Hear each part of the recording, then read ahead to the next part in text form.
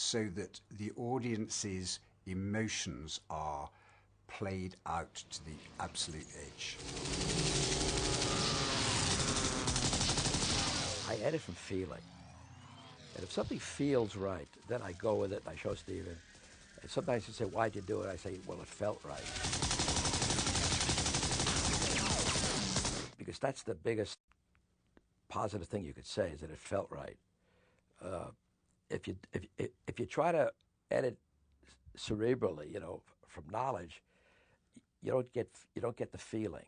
You don't feel the scene. It becomes mechanical. This could be close. And we always try to get beneath that, Stephen and I. Well, the shot that I like when the plane goes into the tunnel is there's one moment where the pilot of the plane just kind of casually looks as he passes Indy and his father in the car. There was so much humor to be mined in a father-son movie, especially when they haven't been getting along in 20 years. The fact that Indy's dad keeps topping Indy. He uses the umbrella to make the birds, the seagulls, take flight and then get caught up in the props of the Messerschmitt, coming around the corner for a third strafing run. And that brings the airplane down, and Indy just looks at his dad walking away with the confidence of a man who still has an umbrella on a nice sunny day. The umbrella's up, and Indy looks at his father with so much love in his heart for his dad, with a whole new level of respect and admiration, and that's what made that movie worth shooting. Sean, the minute a pigeon comes out, start running. Okay, and the camera stop? Yeah, running. And roll. Running. And release the pigeons.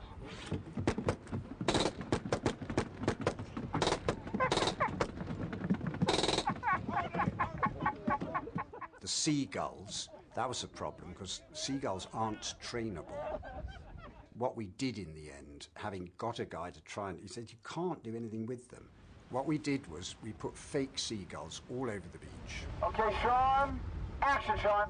And where Sean comes and flaps the umbrella and they fly off. For all the birds flushing up through camera, they're all white doves. They're not seagulls at all because they're trainable.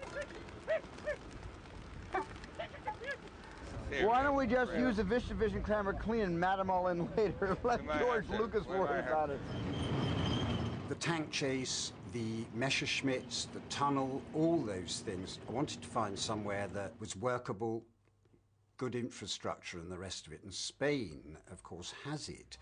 Almería in Spain, some moons ago in the days of the spaghetti westerns and everything, was a huge filmmaking centre. I did a western down there in the late 60s. So I went back there and we found all the locations in Almería.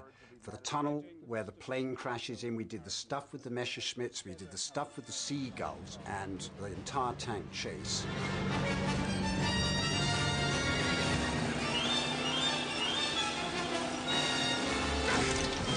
When the original script, there was no tank sequence. There was one scene with the tank. George wanted an old World War I. George just said, look, I just want an old World War I tank in this movie. I don't know what to do with it, but we have to have a tank in the picture. So I basically wrote the scene in storyboards. I wrote the entire horse and tank, then Indy jumps on the tank, and then Sala comes with the horse, and he gets back on the horse again with the father. He transfers the father back on the horse. All that was done storyboarding. And then this is just after the tank explodes. Then a little further on is this we did this.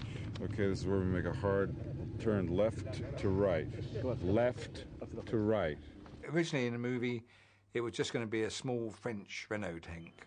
We went to the museum, we looked at these different tanks, and I thought to myself, no, I'm going to build it for real. I'm going to build it in real steel. It looks solid and heavy and weigh 28 tons. It won't bounce around like a toy, see? Yeah, we actually had two tanks. We had another tank which was built from aluminium, and this tank was pulled along by an open-back truck so we could put the cameras on it and things like that. And the tracks were reproduced in polyurethane, and the tracks never actually touched the floor. That was used for the close-ups of Harrison's head near the track, and Sean Connery bouncing up and down, things like that.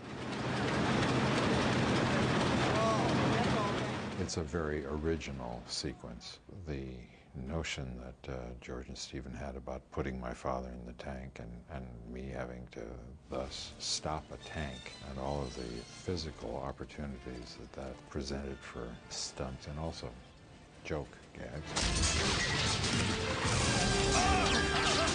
The scenes on the tank was originally scheduled for something like, I think it was 2.5 days or something. And I think we went to about 8, or it might have even been longer, 10 perhaps. And but it didn't matter because there was a lot of invention, come up with a lot of ideas, and the kind of comedy that comes out of the reality of it.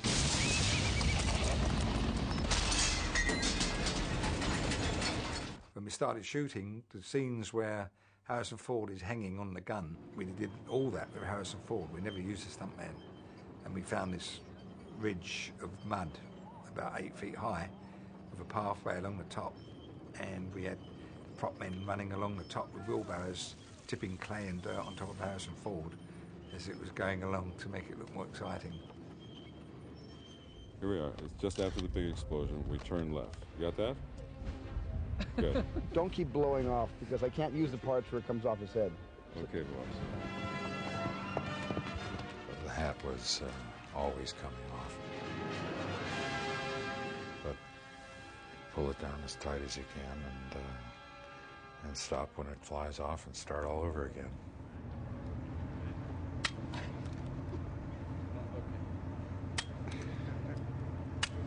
That should do it.